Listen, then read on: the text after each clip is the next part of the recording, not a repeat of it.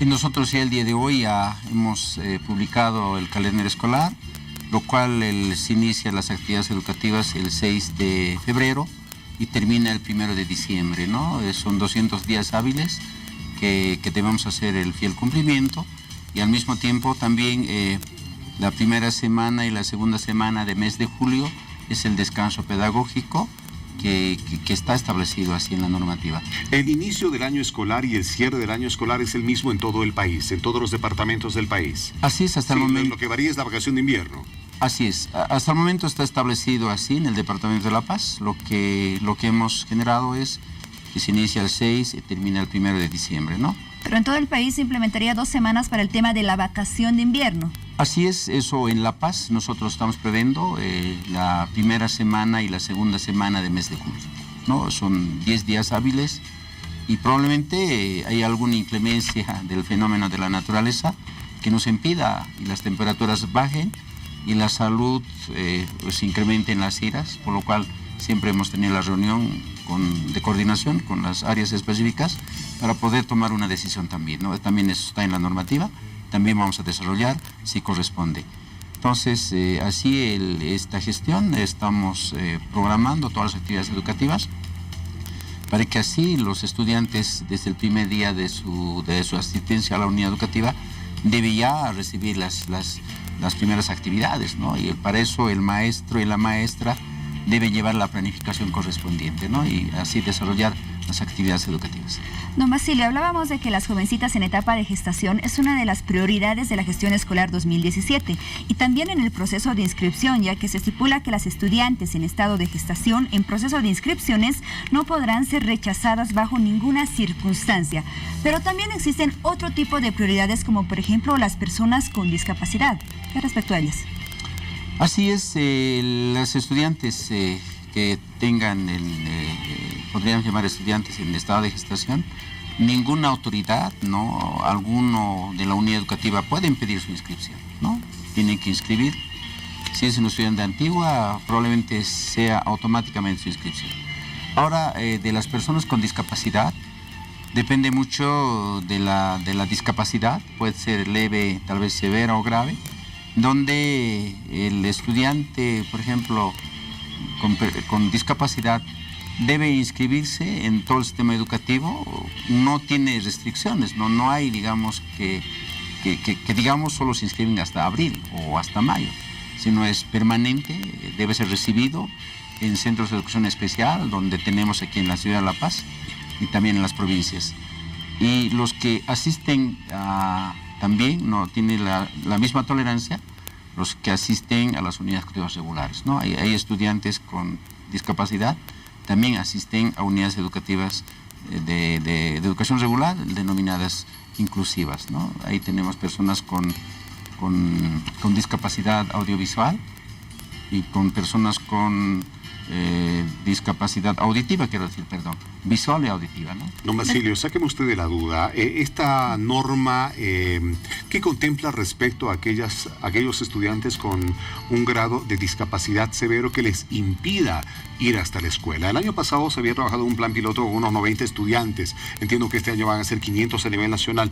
Pero, ¿cómo se va a proceder en esos casos? ¿Va a haber algún maestro que pueda ir algunos días de la semana para brindar algún tipo de educación a esos estudiantes con grados serios de discapacidad? Ya nosotros hemos recibido en la resolución que es de educación alternativa especial, donde nos permite, ¿no?, tener una base de datos de cuántas personas con discapacidad que no pueden movilizarse, ¿no?, ir a un centro de educación especial, entonces por lo cual deben ser atendidos en su hogar, en su casa, para lo cual ya hay la normativa correspondiente para que el maestro que sea contratado pueda ir a su hogar o a su casa ¿cómo se dice?, a compartir lo que es el proceso de enseñanza-aprendizaje, ¿no?, de acuerdo a la necesidad que tenga la persona con discapacidad. Continuando con las prioridades, don Basilio, ya se decía que está prohibido que los padres de familia puedan realizar filas en los distintos centros educativos, ya que justamente los cupos van a ser determinados de distinta manera. ¿Cómo se va a realizar el sorteo de estos cupos? ¿Qué prioridades existe respecto a la inscripción de alumnos nuevos?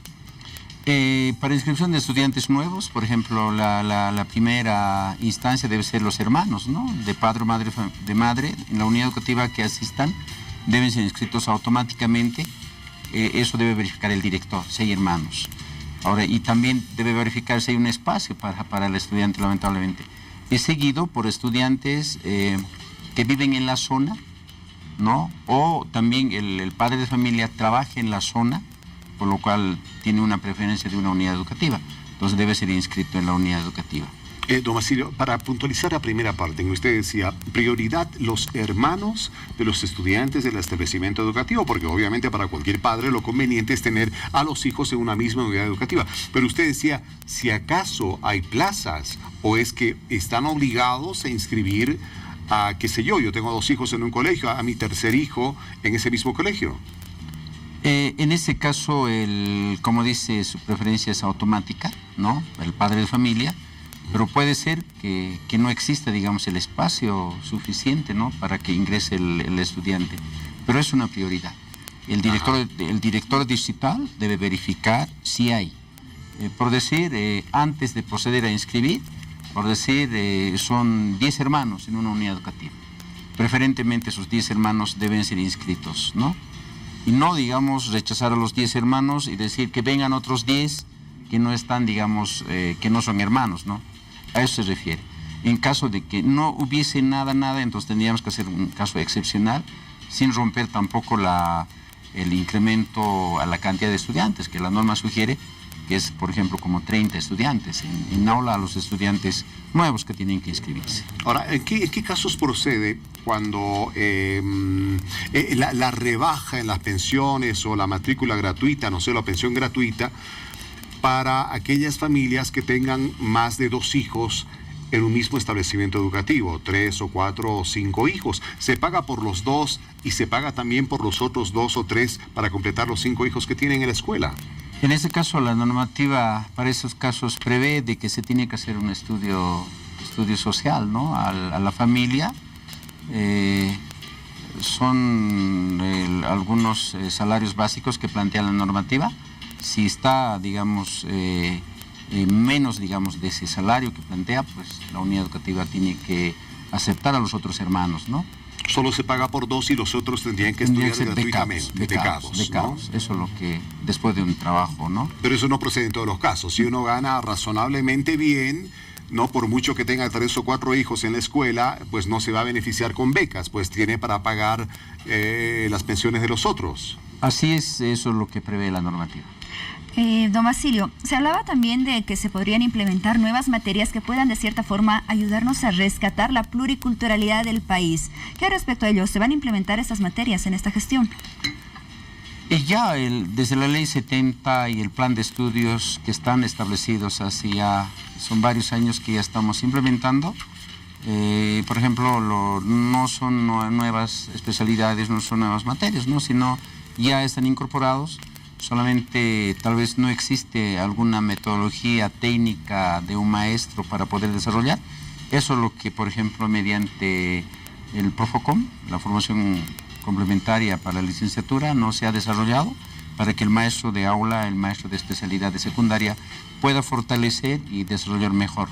Por ejemplo, podríamos hablar de la lengua, ¿no? De la lengua aymara, que debe ser incorporado no como una materia, sino como un medio de comunicación en el aula, para que pueda desarrollarse, ¿no? El maestro debe desarrollar algunas actividades en el idioma aymara, por decir, dependiendo del contexto donde se ubica el estudiante, ¿no? De su lengua materna.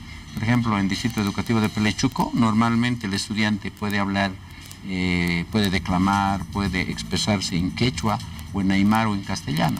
En ese caso son nuevos componentes, ¿no? Que se está recuperando. Asimismo, los saberes de la cultura, ¿no? Del contexto.